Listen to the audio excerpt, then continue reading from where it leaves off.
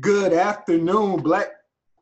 Oh my goodness, I fudged it, but I can edit that out. But good afternoon, Black Cosplayer Society. This is your main man, Will Antilles, coming to you, also known as Zero Requiem, also known as Red 2. So here we are with another interview with the brilliant and talented. Go ahead and introduce yourself. My name is Bernetta Knighten. Thank you, Will, for having me on your show. I'm so excited to be here. You want me to tell about myself or you want to introduce me? Go ahead and tell the society about yourself, and then we can go for there. All right. So I have been running a lifestyle site, Bernetta Style, for 10 years. So before that, I had another blog for 2 years. So I've been in the um, digital influencer world, I guess, for 12 years. My first website was Wife, Y as in Forever Easy, and then I rebranded to I Bernetta remember that. Style. And that has taken me all over the country, speaking in front of people like Steve Harvey, events like Oprah, Live Your Best Life, been to the White House, covering the Easter egg hunt when President Obama was in office. Right. Um, How so was that? yeah, Let me interrupt you real quick. okay. How was that, the Easter egg hunt with Obama? Because, in recent years, it's been such a travesty what was done, but how would you compare that? I know I got off topic, but I'm interested in that. It was great. The previous year, me and my family went, and my youngest son was like 7 weeks. And then the next year, I got invited to go back to the Easter egg hunt as an influencer, and I went by myself. So it was interesting. I did not get to meet President Obama, but he literally was this close to me and Michelle Obama as they walked the lawn. But it was great. It was so many people out there, all races. Yeah. Happy and enjoying it. It was great. Yeah. The one thing about the White House lawn is it's a unique experience. I spent many ceremonies on the White House lawn as myself as a soldier, and those dress blues are hot. Anyway, so you touched a bit on how you started out as a digital influencer and things. How did you get your start in that field? Well, in college, my major initially was communication. So I always wanted to be on camera. I changed my major my last 2 years to marketing because I did some bad research on pay. So if I could go back, like that was a fork in the road in my life, changing my major. If I could go back, I would have stayed a communications major. And I guess it was always in me because I stay on camera. But It's a good thing. I was watching Oprah, 12 years ago, and she had a person on there that was a blogger, and she talked about how she talked about her life and she made this amount of money. And I'm like, I could do that, and I literally started my blog because of that girl I saw on Oprah. And who would have known that everything that would happen to me in 12 years? I still haven't made the money that lady was making, but I have made some countless You'll memories, get there. and my family has done amazing things. Yeah, speaking of amazing things, there's something amazing that you and your family has focused on and done. Can you tell us about the Knighten project and how did that get started? And just give us the details because I'm sure my viewers will love to hear about that. The Knighten Project is a nonprofit organization that makes dreams come true for everyday people like you and me. And what does that mean, everyday people? It means that, sorry. Like an everyday people right there? Everyday people like you and me, meaning like we're not where we can't buy ourselves things, but we're not like super rich, and we don't have everything we want. But everyday people that can pay their bills and do everything they want to do, but they still have that one big dream. They still have that dream that they really can't put their hands on, so much so that they give up, they're content and they just don't dream anymore because they're just going through paying their bills, living their life. So I wanted to create an organization that made dreams come true for everyday people, to let them know that you are still important. Your dreams still can come true. Right. And I got the idea by watching when I was pregnant with my youngest that just ran behind me. Mm-hmm. I would see Oprah and I would see Steve Harvey and I would see Ellen do giveaways, and it would like give me goosebumps, not because I wanted to be the recipient, but because I wanted to do the same thing. I wanted to get.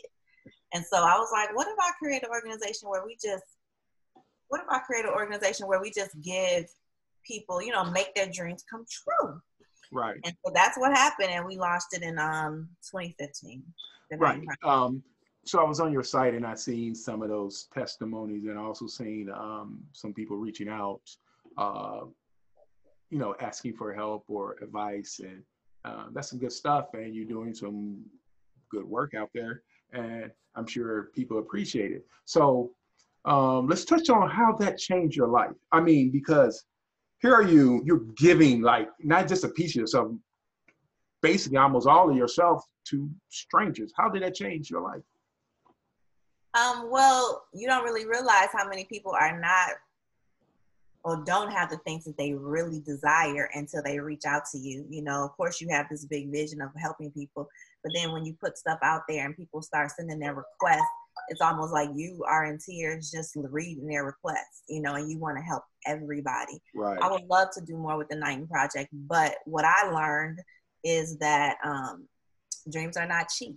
So, you know, I need more money and I need more funding so I can make some of these dreams come true. So in the you hear that, America? Those of you watching, there's a good cause, so yeah. Reach out. So in the meantime, you know, I have to learn how to get sponsorships, learn how to get grants or whatever. So I'm learning, you know, how to do that so I can go out there and bring some money in, because I have dreams, but I need more income. Right. I'm sure there's some grant writers out there that may view this or that may want to donate their time. So if you're out there, you know, feel free to reach out. I'll one day get it all together in these videos and put contact stuff in there, but just reach out to me. We could get you in contact. So in doing all of this, you came and you created a brand, and it was called Bernetta Styles. And who is Bernetta Styles compared to you, the real Bernetta? Okay, it's Bernetta Style, no S, Bernetta Style. No S. And people think that when they say Bernetta Style, when I would go out to events, they will always be like, "Oh, is that fashion? You're fashion." No, Bernetta Style means that how I do things, it's my style, it's my way. So I'm sharing my style of being frugal, my style of getting, you know, finding deals, anything that I do, I'm just sharing it with you because it's just my style. So I am Bernetta Style. It's like no different. Like, okay, you know, it's no different. Oh, okay. All right. That's good to hear. So one of the things as a life coach and some of the things I read in your bio and following you throughout these years is you do motivational speaking, right? So as a motivational speaker, what motivates you? What gets you up in the morning to go out and get in front of maybe hundreds, maybe thousands, or maybe 5 people and tell them that you can do it, or you know, whatever you guys say, but yes. Well, what motivates me is the fact that I know that your dream and your goal can come true. I don't think I know. That's what pushes me. Like my book that's on Amazon is about dreaming. My nonprofit is called, you know, is about dreaming. What is your book called? Go ahead and tell the people about your book. Oh, okay. I got it right here. Let me show it to you. There you go. Nice and readily and handy. It's called the My Dream Year Planner, workbook and coloring pages, 365 days to make your dream come true. It's a workbook and a planner, teaches you about gratitude, affirmations. It has books to help you each month. But that's all circled around dreaming, even with the motivational part. I'm big on vision board. So a lot of time when I speak, you know, I'm doing a vision board party, or because I just believe that you don't have to be content. You know, life is about the journey. And some people think their dream is too big, so they just give up. But don't give up. See your dream, back it up, and take the first step and enjoy the journey. Because the journey of following your dream or your goal is where you grow, is where you learn, and is where you become who you are becoming. Yes, people, remember, continue to grow, branch out. You'll never know where it leads you. It might lead you in front of the camera like this. I don't know. So do you have a go-to expression that you'll tell somebody, like, you know, I guess a lot of the greats may have a great expression. I can't think of anyone but Zig Ziglar, and it's been a while. So. Well, I have a go-to scripture for me, which is God has not given me the spirit of fear, but the power of love and a sound mind. and what that means. Because sometimes, even I get afraid, even I get, nervous, and even I want to give up. But I have my husband because, he's the one that sees me when I'm down and sad and like, what's going on? And he, Right. reminds me that who I am, what I've done, and pumps me up. And then I remember God gave me the power of love and a sound mind, no fear. So I have to press for it. So that's what I tell myself. I even have it on my desk and I look at it every day. Oh, that's some good stuff too. So we're talking in the beginning, you were saying how people give up on their dreams. And that kind of reminded me of something that happened in anime. This character, his plane crashed and it was a wreck, and he said he'll never have a dream again. So why is it good to have a dream, even if your first dream is dashed? Because there's nothing wrong with being content, where you are, but why not have something to look forward to? I think we all want more, and not saying because, like Oprah always say, when you reach your dream, dream another dream. Your dream could just be to get a house, get kids, get married, have married, and then do what? And that's fine. But I think that everybody needs to have something to look forward to and then work towards it. I mean, I don't know. I just think everybody should have something to look forward to. Oh. And once you reach it, if you have nothing else to look forward to and you feel you reached your pinnacle, congratulations. Yeah, I mean, not everyone reaches that. But like what you said with your character, though, it seemed like they didn't want to dream because something, terrible happened versus like the plane crash. And there's like, well, I'm never having another dream. That's some stuff they need to work out. Right. Well, he eventually worked out and he basically saved the world. So okay. So he worked it out. He was sad. He was depressed. Right. But when he went through his grief and he's like, okay. He took the hero's journey. He whined a lot to get there, but he did. So in doing all of this, flirting with Hollywood, going into the digital world and stuff like that, how can you tell us about your experience as a Black woman doing these things? Because honestly, there's not a lot of you guys doing this. Well, not guys, gals, doing what you do. I saw that question and I was like, I don't know how I can answer that because I am a Black woman, so I only know my experience. You know what I mean? Right. And sometimes I don't know if I'm being discriminated against just because it's my color or just because I don't qualify. Right. But in my circle, I have a ton of Black friends who do what I do, like a ton of Black friends who are digital influencers with blogs. I have a ton of Black friends who are entrepreneurs, more than white friends, to tell you the truth. And we talk about things, we talk about our experiences, but I think right now the great part is not just in the influencer circle, but the world, we're in the middle of a shift, major shift, a major change. Speaking of shift, I can show y'all my new shirt. Oh, I like that shirt. You go. Power to the people, like I always say. Yeah, I like that shirt. Yeah, thank you. We are in the middle of a shift, and I was telling my best friend yesterday that because we're in the middle of a change, we'll see some change, but we probably won't really feel the change until maybe my son is older and he's the youngest to 7, and maybe his kids will have a different world than we have. I mean, yes, we have better than our grandparents, but right now we're in the middle, literally, of a shift, and we don't know what's going to be on the other side, and we probably won't know for years down the road, but we can see changes starting to happen. Right. I think you really just answered kind of the next question I had about why is it good to dream and why is it good for Black folks and people of color to go into non-traditional fields held by others other than ourselves. If you want to go ahead and expand on that, that's fine. If not, we can move on to the next question. Well,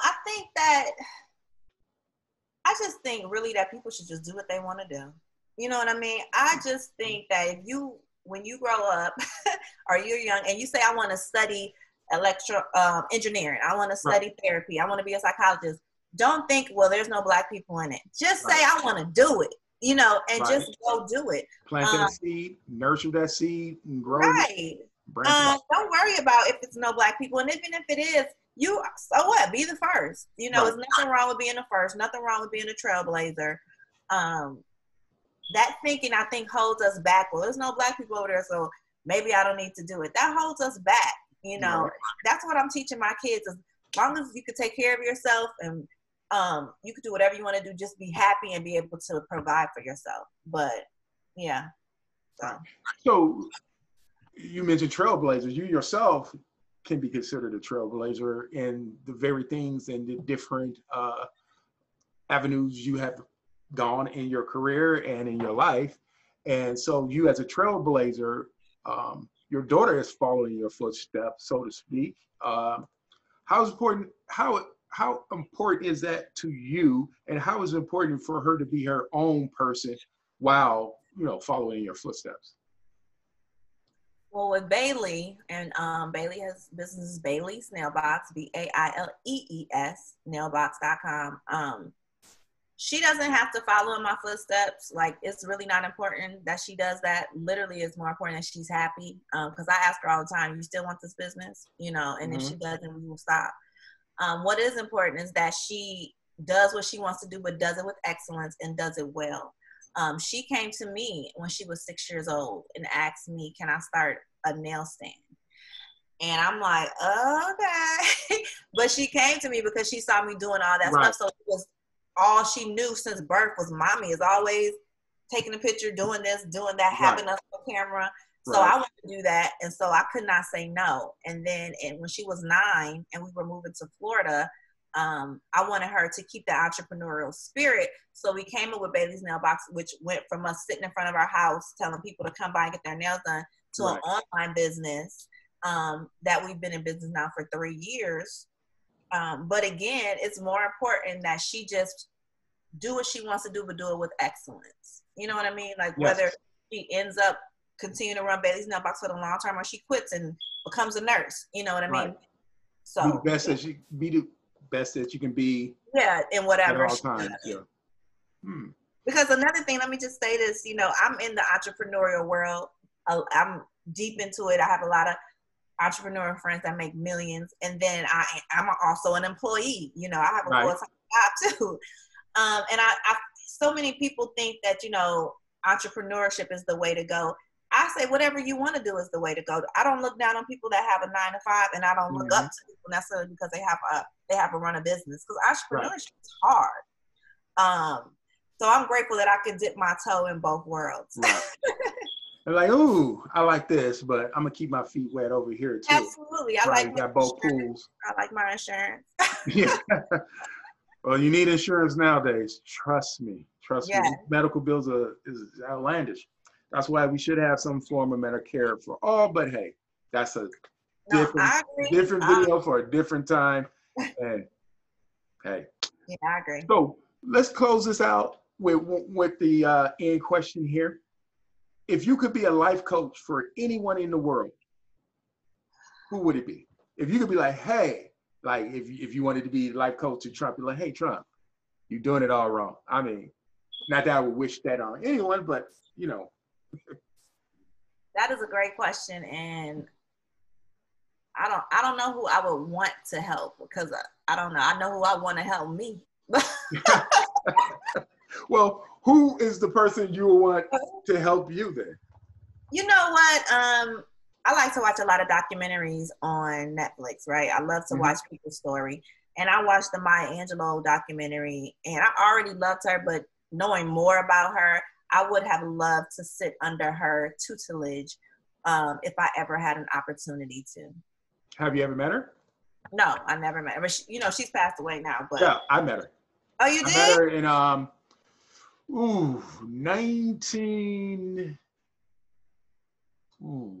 96 or 97. I was going to Columbia College, and that's when I was still going to be a director, writer, producer. And I met her in class. She came to teach a class on her book. And we read a book, we met, we talked with her and stuff like briefly for about 30 minutes or something like that. It was pretty cool.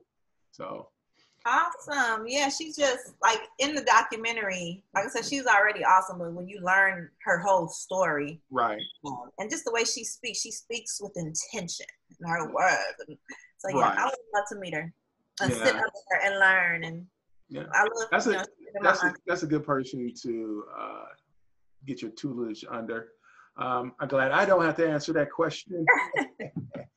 Well, like I said, ladies and gentlemen, this is Bernetta Style, aka Bernetta Knighten, which is the same person. She's a life coach. She's an influencer. She's a wonderful human being. And don't forget that she does the Knighten Project, which does good work. And she does a lot of good stuff. So I thank you for your time and I appreciate you. And I'm sure you will see this up on the Black Cosplayer Society and on my YouTube page. And then I'll probably link it on Facebook. So there you have it. Thank you. You're welcome. Bye.